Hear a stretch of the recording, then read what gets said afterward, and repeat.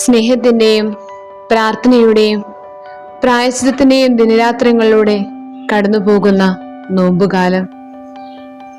ഗെത്സമേനിയുടെ നോവിൻ്റെ ആഴങ്ങളിലൂടെയും കുരിശുമരണത്തിൻ്റെ അനുഭവങ്ങളിലൂടെയും യാത്ര ചെയ്യുന്ന പുണ്യദിനങ്ങൾ.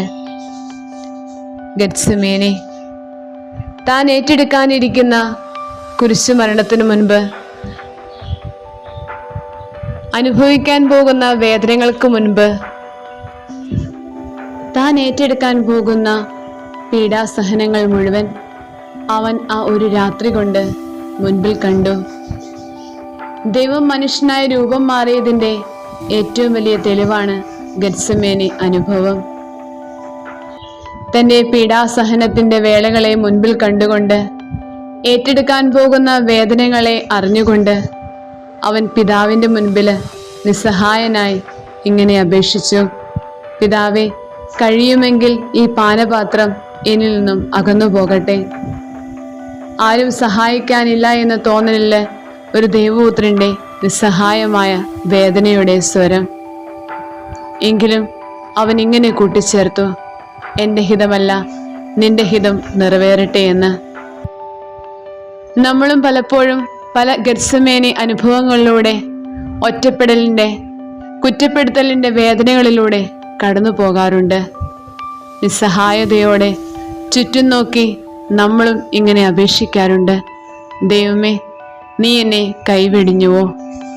ഈ പാനപാത്രം എന്നിൽ നിന്നും ഒന്ന് മാറ്റിത്തരണമേ എന്ന്.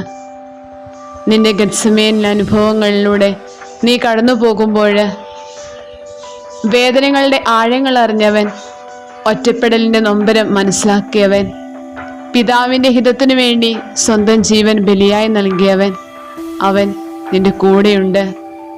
ഗെത്സമേനി അനുഭവങ്ങളിൽ നിന്റെ ചാരത്ത് നിന്നെ താങ്ങാൻ അവൻ നിന്റെ ഒപ്പമുണ്ട്. അവനറിയാം നിന്റെ വേദനയുടെ ആഴം. അവൻ മനസ്സിലാക്കിയിട്ടുണ്ട് നിന്റെ നൊമ്പരത്തിൻ്റെ അർത്ഥം. ഒരിക്കലും നീ തനിച്ചായി പോകാതിരിക്കുവാൻ നിനക്ക് വേണ്ടി വേദനകൾ ഏറ്റെടുത്ത് ഗെത്സമേനി അനുഭവങ്ങളിലൂടെ കടന്നുപോയ ക്രിസ്തുവുള്ളപ്പോൾ, കുഞ്ഞെ, എന്തിന് നീ ഈ വേദനകളിൽ തനിച്ചായെന്ന് വേദനിക്കുന്നു?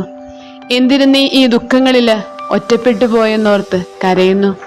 ഗെത്സമേനി അനുഭവങ്ങളിലൂടെ കടന്നുപോയവൻ നിന്റെ സഹനങ്ങളുടെ വേളകളിലും നിന്നോട് കൂടെയുണ്ട്. നിന്റെ സഹനങ്ങളുടെ, നൊമ്പരങ്ങളുടെ, ഇടർച്ചകളുടെ നേരത്തും നിന്റെ ചാരയുണ്ട്.